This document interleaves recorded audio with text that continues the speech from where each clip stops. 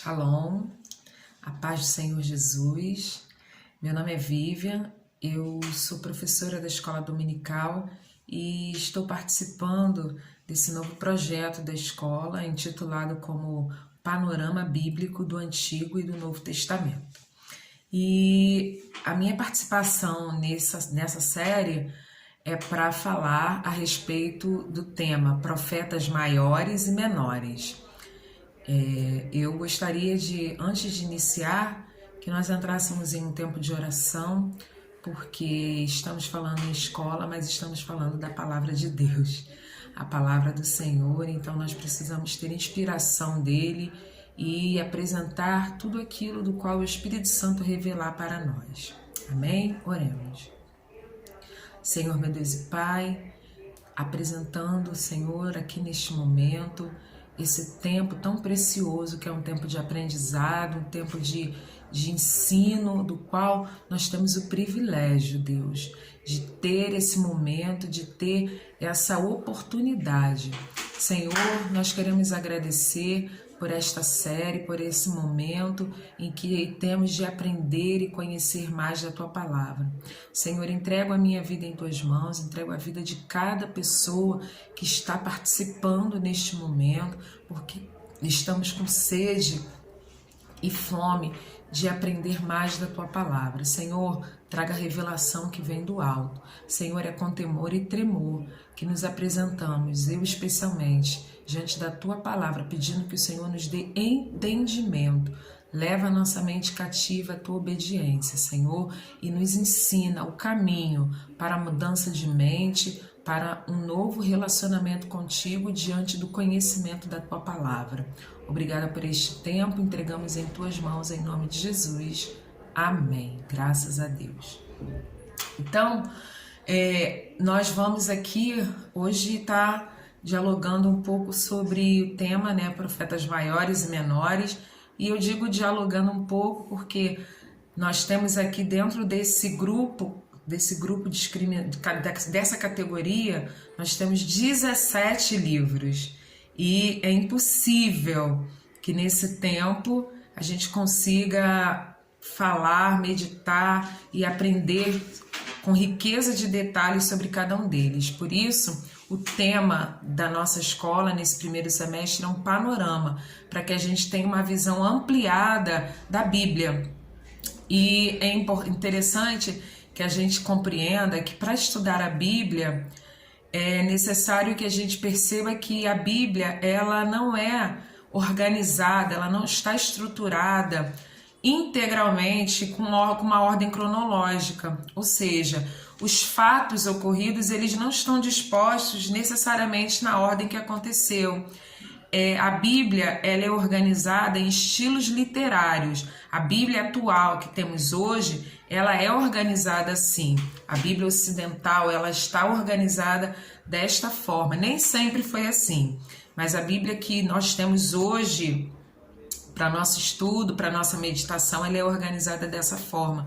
E dentre os estilos literários, nós temos estão os profetas maiores e menores. Ao longo dessa série, vocês já tiveram a oportunidade de estudar, aprender mais sobre outros estilos e do qual nós estamos iniciando hoje, que é esse tema, E é interessante porque a palavra de Deus ela é fantástica e ela nos ensina a todo tempo que nós precisamos abrir mão da lógica do mundo. Então, quando a gente ouve falar em maiores e menores, automaticamente vem à nossa mente, ao nosso entendimento, a ideia de valor. O que é maior tem mais valor, o que é menor é de menos valia. Só que a lógica de Deus ela é totalmente diferente, não teria como. E essa organização, essa classificação de profetas maiores e menores, ela tem uma razão. Ela não está relacionada com a importância do ministério de cada um desses profetas, de maneira nenhuma, porque se entendemos a Bíblia de Gênesis a Apocalipse, se a gente tem essa compreensão de que toda a palavra é inspirada por Deus, então não há algo que seja mais ou menos importante, seja maior ou menor, em nível de importância. Então, aqui não é diferente.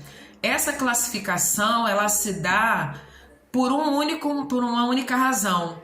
É a quantidade do volume da obra literária. O que isso significa? Dentre esses profetas, há profetas que têm o livro colocado aqui, que tem uma extensão maior de capítulos, quanto esses são considerados os profetas maiores.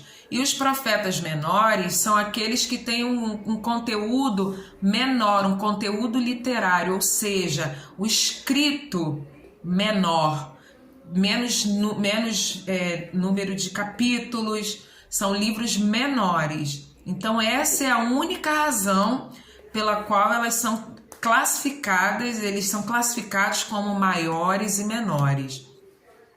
Então, meramente por isso. E para a gente poder estar entendendo a importância, a relevância desses livros, é necessário também que a gente compreenda o que significa profeta. O profeta é um termo de origem hebraica e a essência desse termo significa chamar, anunciar, é um intérprete da palavra divina. E lá no livro de Jeremias, no capítulo 1, versículo 9, diz: "E estendeu o Senhor a sua mão, e tocou-me na boca, e disse-me o Senhor: eis que ponho as minhas palavras na tua boca." Então o profeta, ele foi estabelecido, instituído pelo Senhor para fazer anúncio, para anunciar as revelações divinas. E eles foram estabelecidos para receber, primeiro eles recebiam a revelação e eles tinham que enviar fielmente essa mensagem vinda do alto, sendo o propósito maior tornar o Senhor conhecido dos homens e manifestar a vontade dele, que é sempre boa, perfeita e agradável, conforme nós temos lá no livro de Romanos 12. E todos os movimentos proféticos. Então, vamos lá. Nós já entendemos que o profeta é o anunciador, que é aquele que vai apresentar, vai entregar, ele recebe e entrega fielmente. E ao longo do entendimento bíblico dos profetas, a gente vai perceber que não era uma tarefa fácil.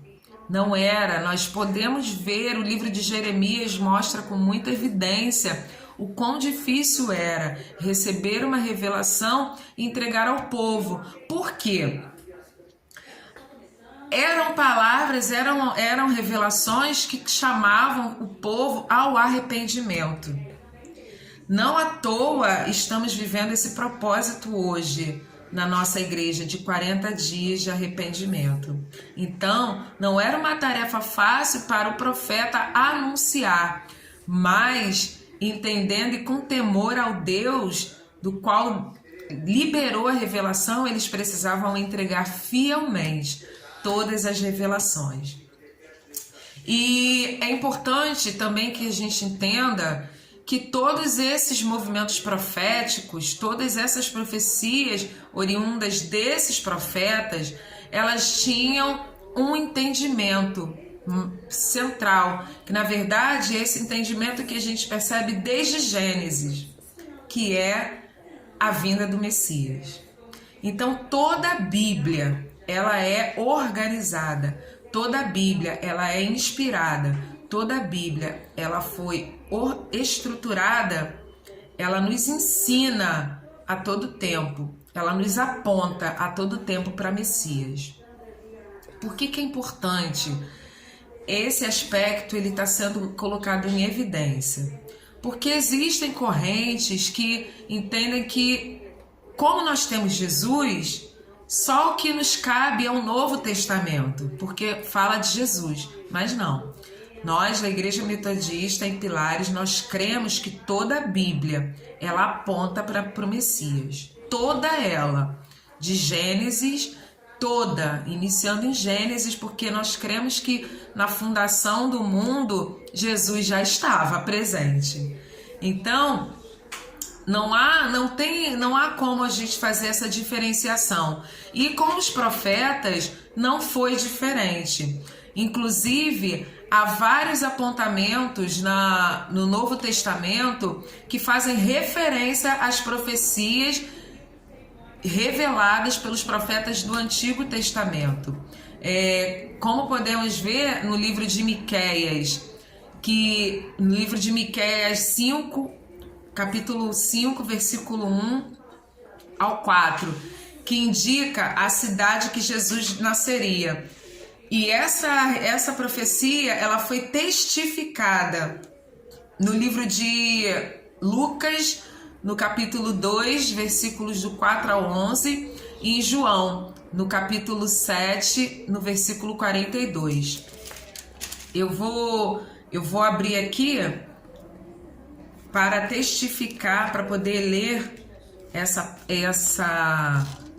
passagem de Miqueias, para que a gente perceba, a gente veja. Então, na verdade, nós temos sim todos esses apontamentos dos profetas que eles levam a Cristo. Eles nos levam a Cristo. Então, nós temos aqui no livro de Miqueias, capítulo 5, versículo de 1 ao 4, que diz: E tu, Belém Efratá, pequena demais para figurar como grupo de milhares de Judá, de ti me sairá o que há de reinar em Israel, e cujas origens são desde os tempos antigos, desde os dias da eternidade. Portanto, o Senhor os entregará até o tempo em que a que está em dores tiver dado a luz. Então, o restante de seus irmãos voltará aos filhos de Israel. Ele se manterá firme e apacentará o povo na força do Senhor, na majestade do nome do Senhor, seu Deus. E eles habitarão seguros, porque agora será ele engrandecido até os confins da terra.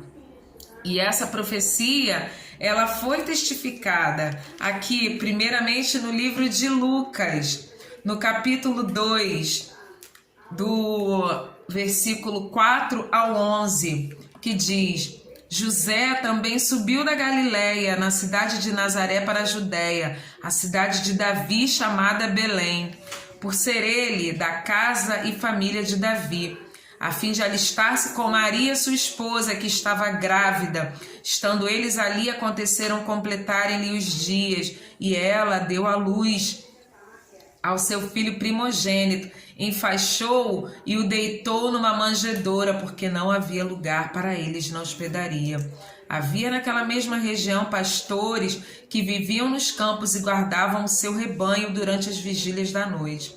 E um anjo do Senhor desceu aonde eles estavam, e a glória do Senhor brilhou ao redor deles, e ficaram tomados de grande temor. O anjo, porém, lhe disse: Não temais, eis aqui vos trago boa nova de alegria, o que será para todo o povo. É que hoje vos nasceu na cidade de Davi o Salvador, que é Cristo o Senhor. Então, e aqui no livro de João, capítulo 7, versículo 42, não diz a Escritura que o Cristo vem da descendência de Davi e da aldeia de Belém? De onde era Davi? Então é uma palavra que ela tem total ligação, porque elas se complementam. É uma extensão que aponta para o Messias. E dentro do livro dos profetas, nós temos também outros que apontavam. Temos aqui o livro de Zacarias.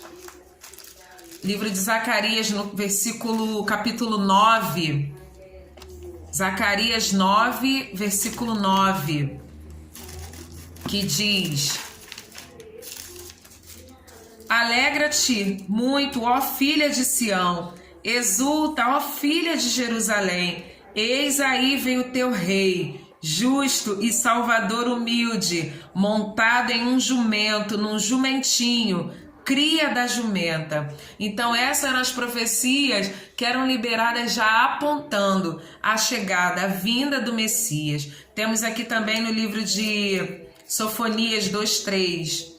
Buscai o Senhor, vós todos os mansos da terra, que cumpris o seu juízo. Buscai a justiça, buscai a mansidão.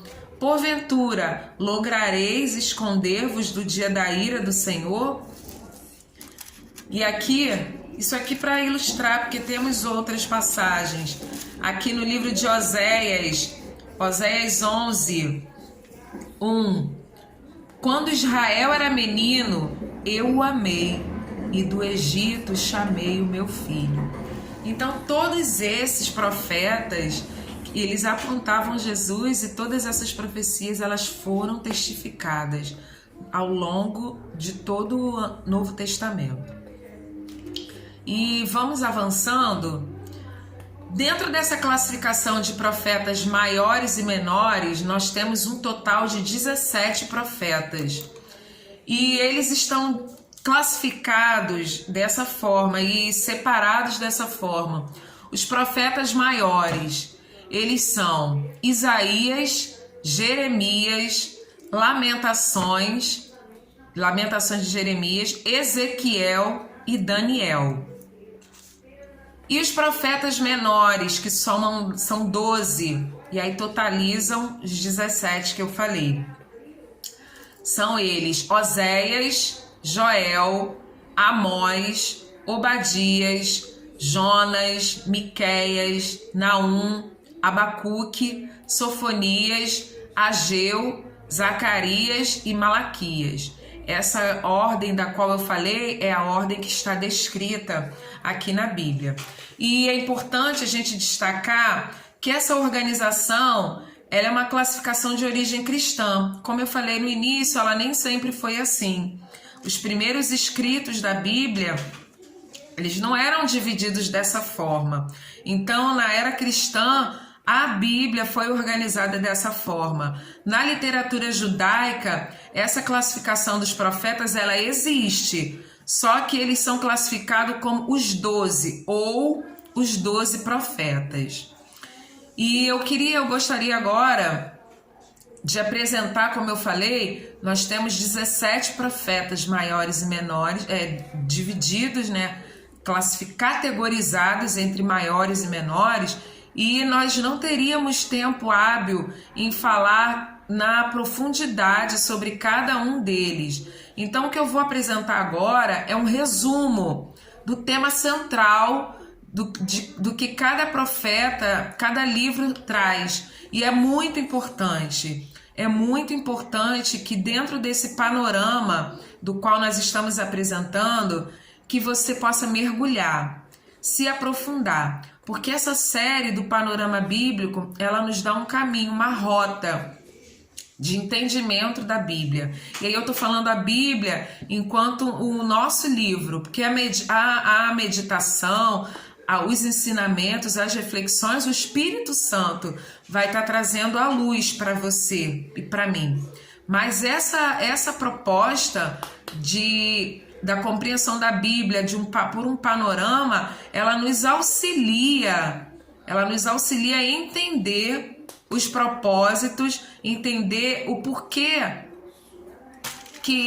a compreensão, a compreensão dos escritos bíblicos. Então é muito importante que essa aula ela não se esgote aqui, nesse momento, nesse tempo onde estamos aqui. Eu estou trazendo uma visão geral, uma visão global, mas que é necessário.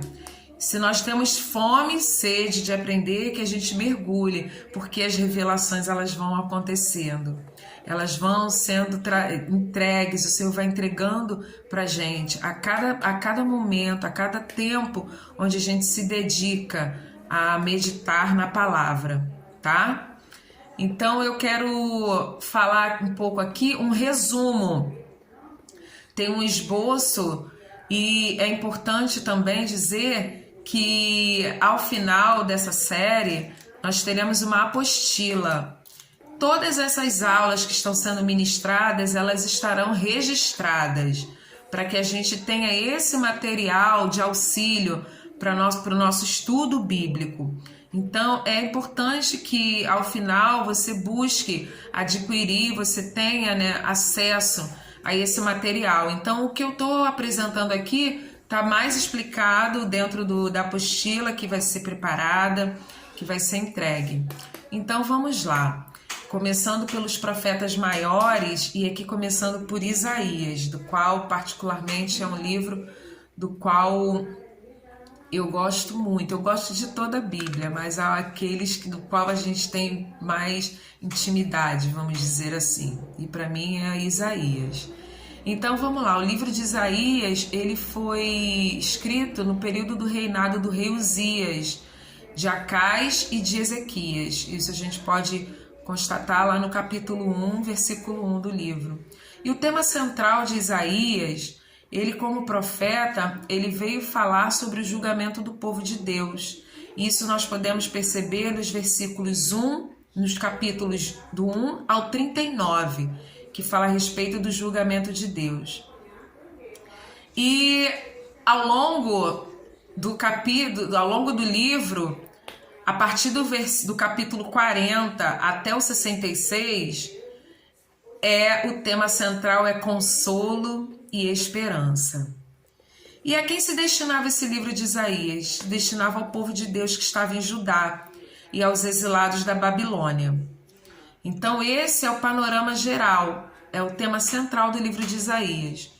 E posterior a Isaías, nós temos aqui o profeta Jeremias, considerado até dentro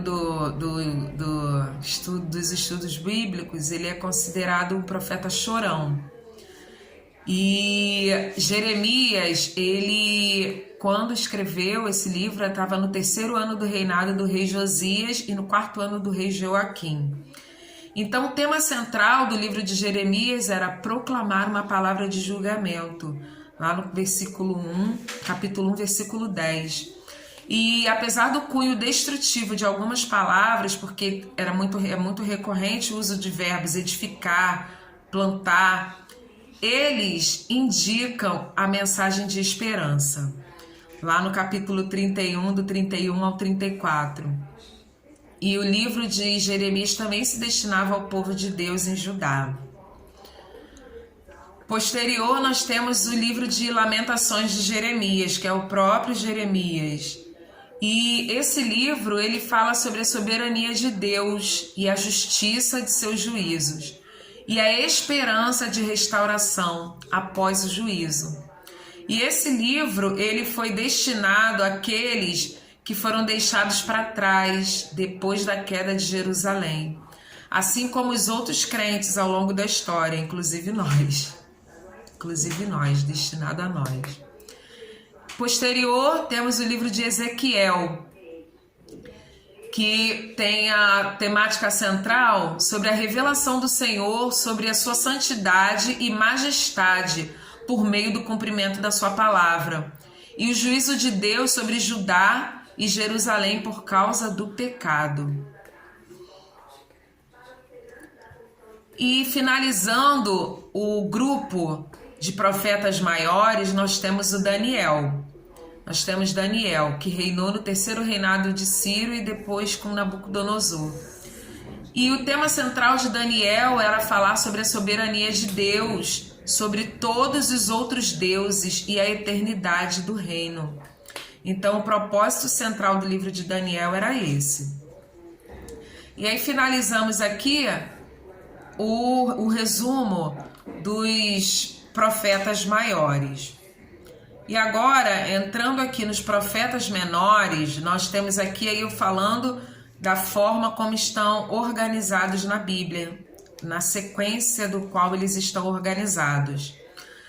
Temos aqui o profeta Oséias.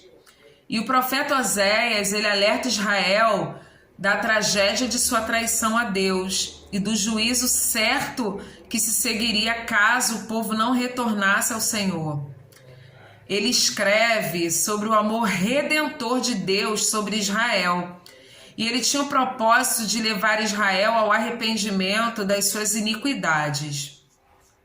Eu gostaria que vocês estivessem atentos, porque há palavras, há termos que são recorrentes nos temas centrais desses profetas, do qual a gente vai trazer mais à frente. Depois do profeta Oséias, tem o profeta Joel. O profeta Joel, inclusive, é o profeta do qual nós estamos fundamentados para o nosso propósito de 40 dias. E Joel, ele salientava que as calamidades que aconteciam eram juízos e admoestações de Deus quanto ao juízo vindouro, que estava por vir. E Joel firmou em 3 conceitos. Primeiro foi a ruína, depois o arrependimento e depois a restauração. Justamente o que nós estamos caminhando, o tempo da restauração, do arrependimento, para que a gente viva o tempo do avivamento. Então Deus, ele julga o pecado. E Deus, ele exige o arrependimento. Ele exige o arrependimento. É condição sine qua non, é algo do qual não se negocia, que Deus não negociava. Ele exigiu arrependimento. E depois Deus restaura e abençoa aqueles que se arrependem e se entregam a Ele. Então o tema central de Joel era esse. Posterior a Joel, temos o profeta Amós, que ele é chamado de profeta da justiça de Deus, conforme o capítulo 5, versículo 24 do livro de Amós.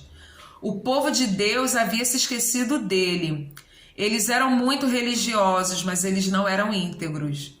Então o profeta acusa Israel dos pecados. E que tipo de pecado?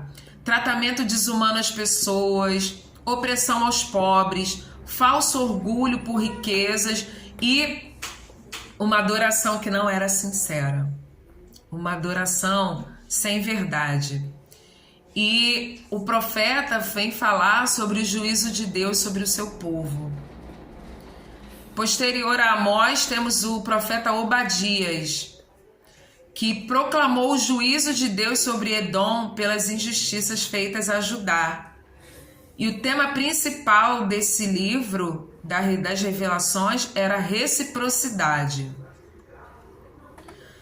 Profeta Jonas. Nós conhecemos muito a história de Jonas, né? E o tema central do livro de Jonas fala sobre o arrependimento verdadeiro, que somente o verdadeiro arrependimento pode trazer a salvação. E que a salvação, ela vem somente do Senhor, lá no capítulo 2, versículo 8 e 9. E que o Senhor é um Deus de começos, o Senhor é um Deus de novos começos. E ele demonstra compaixão para todos, para com todos, lá no capítulo 4, no versículo 2 ao 11, quando o Senhor demonstra compaixão àquele povo. E depois temos o profeta Miqueias. Miqueias fala sobre, ele anuncia o juízo de Deus e chama o povo ao arrependimento. Então, mais uma vez eu reitero, que a gente esteja atenta a algumas palavras, alguns termos que estão sendo recorrentes na trajetória de todos os profetas citados até aqui. Ele clama contra a corrupção ética e social da sociedade. Suplica ao povo que agisse de forma justa, amando a misericórdia e que andassem humildemente com Deus. Lá no capítulo 6, versículo 8 de Miqueias. Temos agora o profeta Naum, que fala a respeito da mensagem que chegará o dia em que os ímpios deverão, eles vão prestar contas ao Senhor, não importando quão poderosos eles possam ser. Olha como a palavra do Senhor, ela é viva, ela vai além do tempo. Se pegarmos essas revelações proferidas há anos atrás, antes de Cristo, como elas têm aplicabilidade para o nosso dia de hoje? Porque é uma palavra diferente de qualquer livro comum. é a palavra de Deus. E como já foi citado anteriormente, ela é uma palavra viva, ela é eficaz. E o profeta Naum, ele fala também o tema da destruição do ímpio e a fidelidade de Deus com o seu povo. E finalizando e caminhando para o final dos profetas, nós temos aqui o profeta Abacuque, que, diferente dos outros profetas, ele fala com Deus sobre o povo. Ele fala com Deus. E ele clama ao Senhor por esperanças e respostas. Capítulo 2 de Abacuque, ele mostra, capítulo 2, 1, mostra claramente: aquele que coloca a fé no Deus fiel, ele viverá pela fé. Capítulo 2, 4. E ele finaliza o livro com uma fé inabalável e alegre pelo surgimento dos problemas e provações, porque é a prova de que aquele que permanece até o fim, ele vai receber a vitória. Ele recebe o escape e o livramento de Deus. Aí temos aqui o livro de Sofonias, que ele pregou sobre a necessidade de buscar a Deus em vista do julgamento que se aproximava em Judá, que foi referido como Dia do Senhor, lá no capítulo 1, versículo 7. E ele levou a promessa para Deus estabelecer, a promessa de Deus para estabelecer uma purificação do restante do seu povo. Aí temos aqui o profeta Ageu, que ele admoesta o povo a obedecer ao Senhor, e ele fala sobre a reedificação do templo. Aquele versículo que a gente fala que a glória que nós conhecemos, a glória da segunda casa, será maior do que a da primeira. E o profeta, ele provê esperança para o futuro, reafirmando a aliança com Deus. Temos aqui o profeta Zacarias, que o tema central... vou falar agora do profeta Zacarias, que o tema central das profecias era o conforto e incentiva o povo de Deus a permanecer fiel em tempos de angústia e perplexidade, em tempos de dificuldade. E ele incentiva o povo na reconstrução do templo. E finalizando esse grupo de profetas menores, nós temos aqui o profeta Malaquias, que a profecia central dele, o tema central da profecia, falava a respeito de que o povo deveria se voltar a Deus novamente, retornando a aliança e a fidelidade. Ele declarou o amor de Deus por seu povo, apesar da incredulidade do povo, e a importância de servir a Deus de forma apropriada, com a atitude certa. E ele finaliza com a vinda do Messias, que é o seu precursor, e fala sobre o dia do Senhor. Então, ao longo da explanação a respeito das temáticas dos profetas, eu chamei a atenção para que a gente estivesse atento a termos que eram recorrentes. Então, toda a trajetória, toda a caminhada desses profetas, todos os ministérios, haviam temas, palavras recorrentes que eram arrependimento, fidelidade, retorno à aliança. E como eu falei anteriormente, são termos, são palavras, são mensagens que têm uma aplicabilidade perfeita para o dia de hoje. O objetivo central, o objetivo maior, mesmo eles estando em épocas distintas, cada um tinha uma particularidade, por isso que é necessário que haja um aprofundamento, que haja um estudo, que a gente mergulhe nesses livros para a gente perceber as particularidades de cada um, as particularidades daquele povo do qual se destinavam aquelas profecias. Só que, como eu falei, todos eles, as mensagens, elas carregavam uma essência. As profecias, elas carregavam uma essência. Como eu falei, que era o chamado ao arrependimento. Não à toa, o Senhor separou o livro de Joel para que a gente se debruçasse em cima dele, no capítulo 2, a respeito do tempo de arrependimento, do qual o Senhor está nos chamando. E como eu falei que a palavra ela é viva, então todas as profecias elas se encaixam perfeitamente nos dias atuais, porque elas servem como edificação espiritual para todo o povo de Deus. Serviu para o povo daquela época e serve para a gente hoje, serve para nós, porque a palavra de Deus ela não envelhece, ela não perde a validade, ela continua ressoando em todo o tempo, ela ressoa hoje. Se Jesus não voltar amanhã, ela vai ressoar para as gerações que estão chegando amanhã, ela vai continuar ressoando, porque ele não mudou. E os profetas, ao serem usados para pregar o arrependimento, a mensagem central que o Senhor esperava daquele povo e que espera de nós, é que haja uma mudança de mente, a metanoia, que é a mudança de pensamento, é a mudança da forma como nós devemos nos relacionar com Deus, a forma como o homem se relaciona com Deus. É essa mudança de mente, porque a gente entra num tempo de arrependimento para o retorno à santidade, para o retorno à aliança. E isso é uma mudança de mente.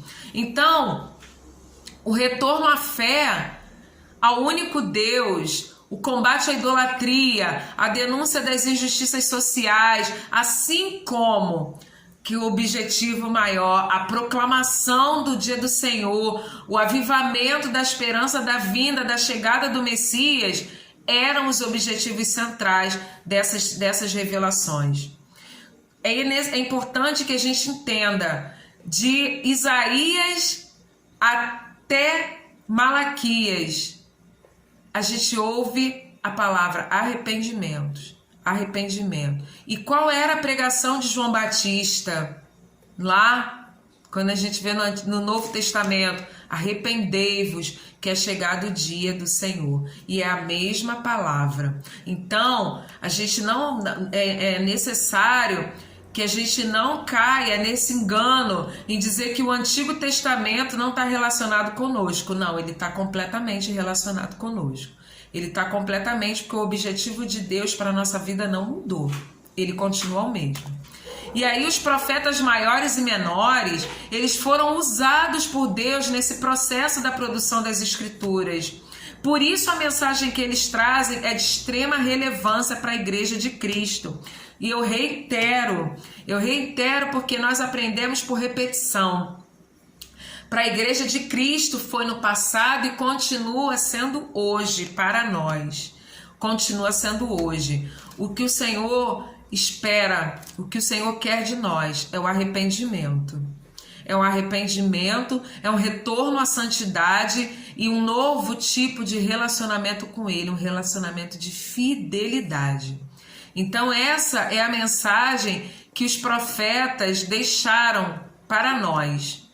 E que, em nome de Jesus, que essa palavra ela venha arder no nosso espírito e que verdadeiramente a gente entenda que é necessário o arrependimento, porque o dia do Senhor está próximo. Então, encerro aqui essa aula sobre esse tema, um tema do qual eu gostei muito, porque à medida que a gente estuda, a gente aprende mais. E eu espero que seja bênção. E participe ativamente das aulas da escola dominical, porque não há como estarmos na presença do Senhor sem o alimento da palavra, porque é a palavra de Deus que vivifica o nosso espírito, conforme o salmista lá no Salmo 119, versículo 49, que ele diz: a tua palavra vivifica o meu espírito. Então, que Deus abençoe. Vamos finalizar orando. Obrigada, Pai, por esse tempo. Obrigada, Senhor, porque Tu és o nosso professor. Tu nos ensina e nos instrui. Senhor, arde essa palavra em nós. Que não se esgote aqui, que o Senhor traga mais revelações daquilo que o Senhor tem a ministrar em cada um de nós aqui. Abençoa cada pessoa que está participando dessa aula, que ela seja cheia do conhecimento de Deus, para o crescimento do teu reino, para o aprimoramento, Pai amado, do ministério de Deus aqui nesta terra. Obrigada, meu Senhor, por esse tempo. Abençoa cada professor, cada aluno, abençoa os coordenadores da escola dominical, nos dando novas estratégias, Senhor, de alcance, e que essa live, essa aula alcance multidões, não só a aula de hoje, mas todas as aulas, alcancem as pessoas nos lugares mais distintos. É o que eu te peço e agradeço em nome de Jesus. Amém. Obrigada, Senhor, por essa oportunidade. Um abraço e a paz do Senhor.